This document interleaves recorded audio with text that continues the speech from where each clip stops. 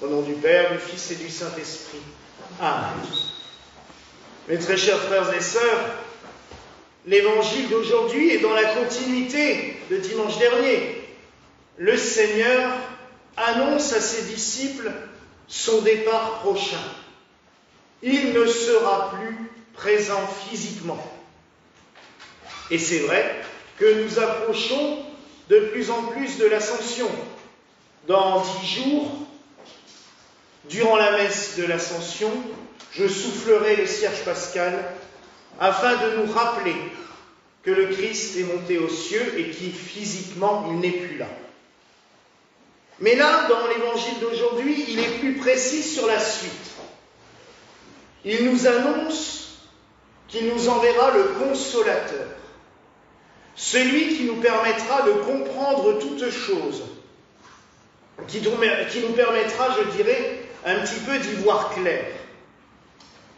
Je sais que je vous l'ai déjà dit, mais il faut bien reconnaître que nous avons un avantage quand nous lisons ces textes, nous connaissons l'histoire. Les apôtres, eux, quand ils entendaient les paraboles ou ce genre de discours du Christ, ils avançaient un petit peu à l'aveugle, hein, c'était très mystérieux. Et justement, c'est le fait d'avoir reçu le Consolateur qui nous permet à nous de voir où on va, de comprendre les choses. La traduction que nous utilisons dans la liturgie nous dit Consolateur. D'autres textes de l'Évangile parlent, ou d'autres traductions disent le Paraclet. Voilà, c'est encore moins clair. Le Paraclet en grec veut dire consolateur, donc c'est plus logique. Alors qui est-il, ce consolateur? Alors je mets tout de suite de côté tous les faux prophètes qui ont surgi depuis la mort du Christ et l'Ascension et qui disent, c'est facile, ils arrivent 600 ans ou 700 ans après en disant « mais c'était moi !» La preuve, il en a parlé, il a dit « c'est moi !» Il parle du consolateur, mais c'est moi. Entre nous, il était déjà arrivé depuis bien longtemps. Parce que le Christ a quand même été très sympathique. Il est parti physiquement le jour de l'Ascension, mais il n'a pas laissé les apôtres dans une attente interminable. Ça a duré 10 jours.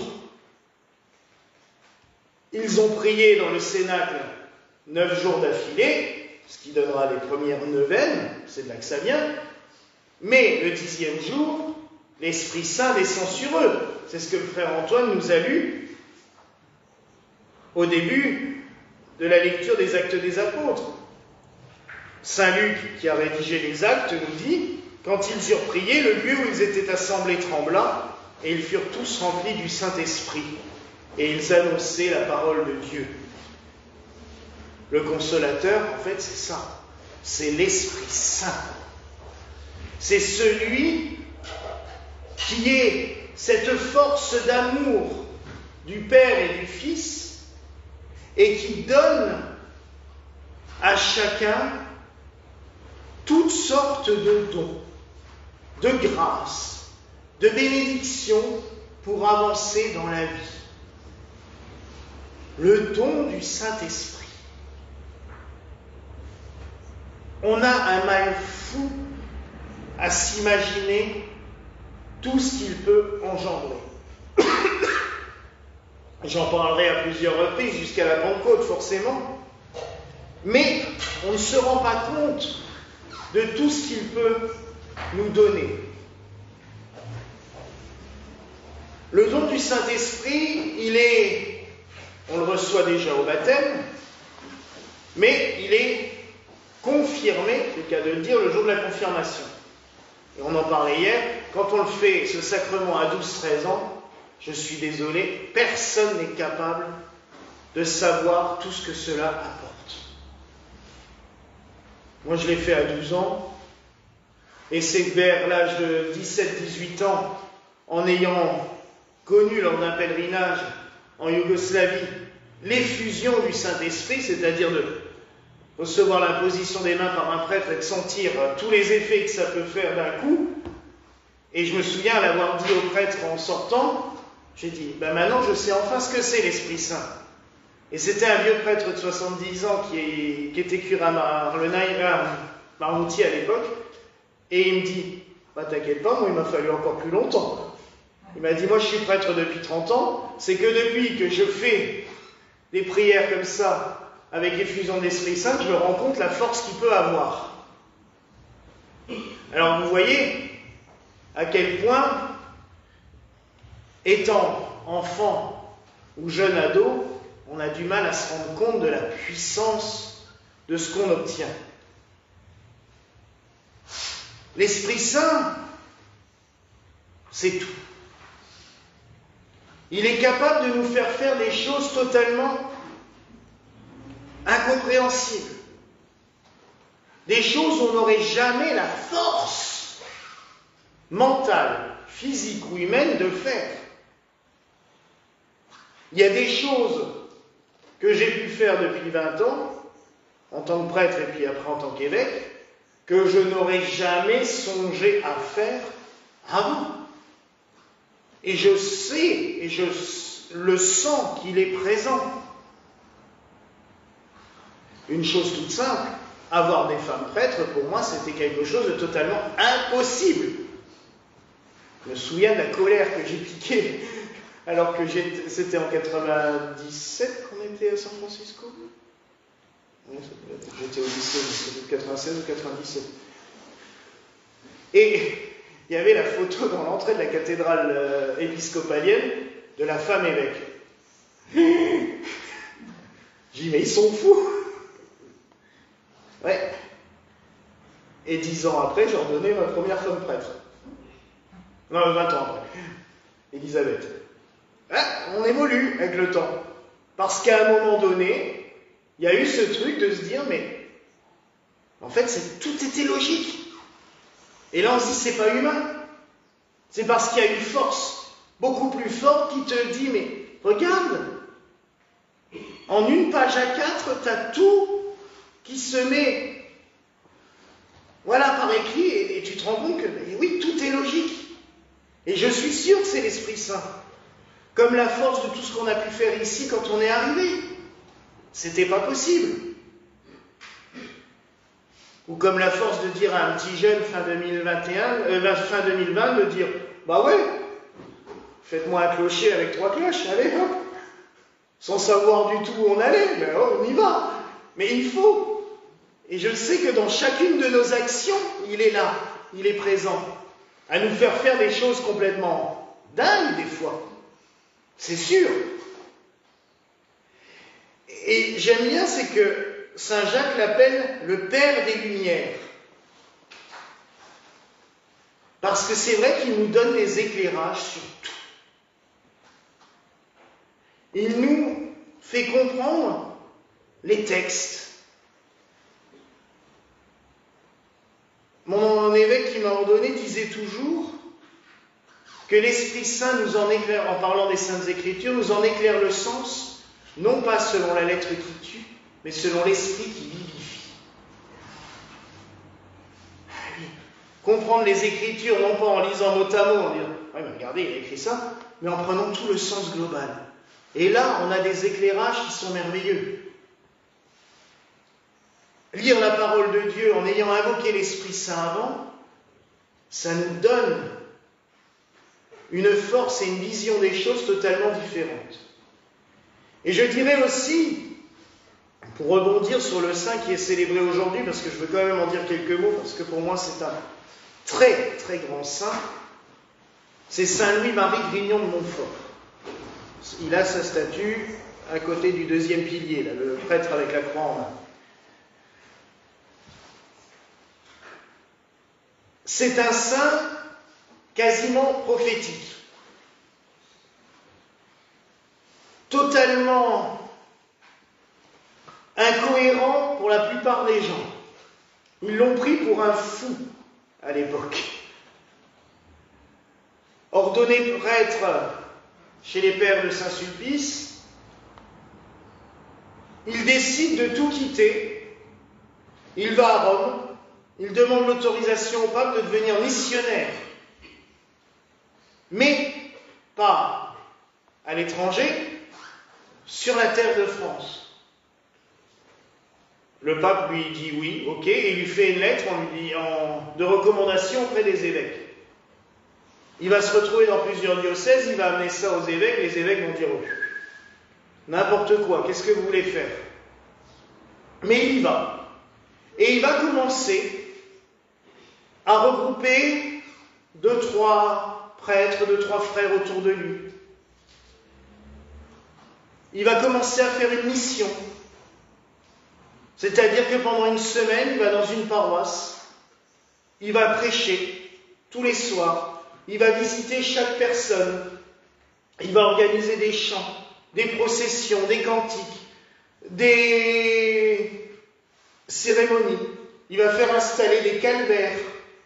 Le plus grand, le plus connu, c'est le calvaire de Pontchâteau, en Bretagne, à côté de Nantes. Parce que là, c'est pas un petit calvaire, c'est gigantesque. Et les foules se convertissent. Les gens disent, mais il est impressionnant ce prêtre. Mais il est persécuté, il est rejeté. Il va à Poitiers dans un hôpital. Il trouve 2-3 femmes qui disent, mais nous on aimerait se dévouer pour les malades. Il va leur donner une règle. Il va les appeler les filles de la sagesse. C'est le beau terme. Et elles vont faire une petite communauté qui aura du mal à grandir. Il va avoir des visions merveilleuses de l'avenir. Il va écrire un texte que je trouve fabuleux qui est la lettre aux apôtres des derniers temps. Pour rappeler des missionnaires et des prophètes de partout, pour changer le monde, des nouveaux apôtres pour convertir le monde. Sur le coup, il ne sera pas entendu. Il va écrire un livre, le traité de la vraie dévotion à la Vierge Marie, où il va nous apprendre comment prier la Vierge Marie, non pas comme un but, mais avec cette fameuse devise, tout à Jésus par Marie. Et il va nous montrer à quel point, en priant la Vierge Marie, on peut s'approcher du Christ de plus en plus. Ce livre va être oublié.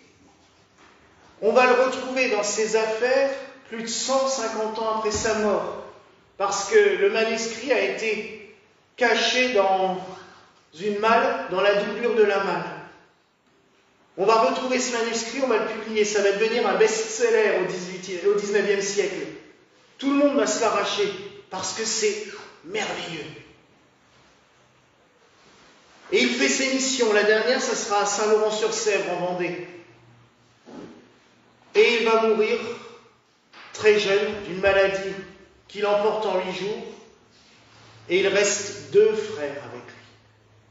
Et tout le monde se dit, ah ben c'était un sacré guignol ce type-là. Personne.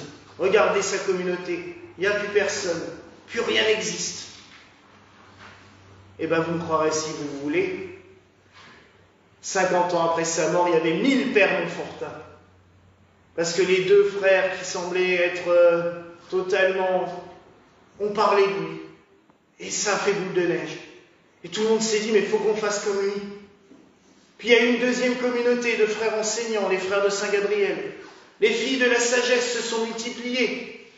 Quand on va à Saint-Laurent-sur-Sèvre, il y a les maisons mères des 3 congrégations, c'est des bâtiments immenses. On va découvrir ces livres, et notamment le traité de la vraie dévotion. Et tout le monde va se dire, mais il annonce tout. L'Esprit Saint a tellement travaillé en lui qu'il a tout prévu. Mais il sera canonisé qu'en 1947. Il a fallu du temps pour... Mais c'est un saint d'une puissance phénoménale. Et il a fait une consécration à Jésus, sagesse incarnée par les mains de Marie. Alors il y a une version brève où on parle que de la Vierge, mais la version longue est magnifique, parce que justement on commence par le renouvellement des vœux de baptême. Et il avait compris que ce qu'on faisait étant enfant n'était souvent pas suffisant. Et qu'étant adulte, des fois c'était bon de reprendre un peu les choses à zéro, de se dire oui, maintenant je veux le faire en pleine conscience. Et surtout, je vous l'ai dit avant, il a vu des apôtres revenir, des communautés chrétiennes qui soient des ferments, qui restaurent l'Église, qui restaurent le monde par la prière, par des dévotions toutes simples, par la prière à la Vierge Marie qui nous conduit à Jésus. Alors oui, c'est vraiment un saint que l'on peut prier avec ferveur, à qui on peut se confier. Et c'était le saint préféré de Jean-Paul II. D'ailleurs, la devise de Jean-Paul II, c'était Totus Tuus, donc la réduction de tout à Jésus par Marie. Parce que lui le priait avec ferveur. Et il est allé à Saint-Laurent-sur-Sèvre quand il est venu en France. Il a prié sur le tombeau. Il avait compris à quel point c'est un saint pour les temps modernes. Alors oui, beaucoup de prêtres maintenant disent « Oh oui, mais enfin bon, avec ces processions, ces calvaires, ces cantiques, ça n'a plus de valeur. » Ben si, ça en a. Alors oui, c'est vrai que la période moderne, après le Concile, on a voulu se débarrasser de tout ça en se disant « ça sert à rien ». Mais maintenant, on se rend compte que là où on le fait, c'est là que ça marche. Et il y a un exemple flagrant parce que c'est cette semaine. Il y a des sœurs qui viennent du Brésil, qui se sont installées en France depuis quelques années. Elles ont une foi à déplacer des montagnes, c'est le cas de le dire. Et elles ont proposé au recteur de la basilique de Saint-Laurent-sur-Sèvre et aux responsables des communautés présentes de refaire une mission comme c'était fait à l'époque. Sur le coup, on leur a dit « Ouais, mais bon, vous savez, les gens, ça ne les intéresse plus tout ça. » Et elles ont commencé lundi dernier. Je les suis sur les réseaux parce que elles ont fait une soirée de louange avec le salut du Saint-Sacrement, sans aller voir tous les gens de la ville. En fin de journée, elles allaient sonner aux portes, bonjour, voilà. Elles donnaient une petite image de prière, elles partageaient. Et ils ont organisé des offices. Jeudi soir, ils ont organisé une procession du Saint-Sacrement dans les rues. 700 personnes étaient présentes. On leur avait dit qu'il n'y aurait personne. C'est ça que les gens ont besoin. Alors à chacun à notre niveau, on peut le faire. Mais c'est aussi pour cela qu'il y a 8 ans, quand on s'est installé ici, on a été content d'avoir un jardin pour faire des processions. Et tout le mois de mai, qu'on soit 15 le dimanche, ou qu'on soit 20, ou qu'on soit 30, on sortira en procession jusqu'à l'autel de la Vierge. C'est pas pour se montrer, c'est pas pour faire de l'étalage, comme certains ont voulu le dire, non. C'est juste pour montrer notre dévotion, parce que nous voulons nous mettre en chemin avec la Vierge Marie, avec le Christ, à suivre leur route, se mettre sous la protection de Marie aussi durant ce mois de mai qui va s'ouvrir. On vient de loin, souvent. Donc, organiser des chapelets en semaine le soir, à un moment donné, je vais me retrouver tout seul à prier le chapelet tous les soirs, ça ne sert à rien. Mais le dimanche, quand on est tous ensemble, faire une procession, se consacrer à la Vierge selon des thèmes différents de dimanche en dimanche, c'est magnifique. Et l'année dernière, on l'a vu, c'était béni, je dirais, par le ciel. Il pleuvait toute la semaine, le dimanche, au moment de la procession, il faisait beau. On regarde les photos, on a pu faire toutes les processions de tous les dimanches du mois de mai l'année dernière.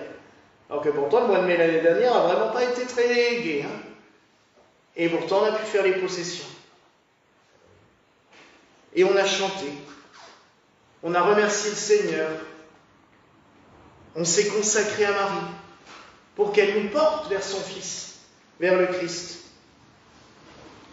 Alors oui, laissons-nous guider par l'Esprit Saint. Et voyez ces jeunes sœurs, il a fallu qu'elles viennent du Brésil jusqu'en France pour dire « Tout ça, ça vient de chez vous. Pourquoi vous l'avez oublié? Faites-le. Ça porte du fruit.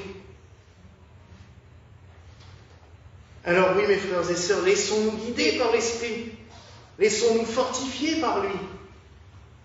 Demandons à Saint Louis-Marie, justement aussi, de nous guider, de nous éclairer, pour que dans toutes les communautés chrétiennes surgissent les apôtres des derniers temps, ceux qui annonceront la parole de Dieu, qui la feront connaître. Et je suis convaincu, mais vraiment intimement convaincu, que c'est par des petites gouttes, chacun et chacune partout dans le monde, que nous pourrons faire grandir encore et encore la communauté du Christ et apporter la paix à ce monde. Voilà la grâce que je nous souhaite en ce jour au nom du Père, du Fils et du Saint-Esprit. Amen.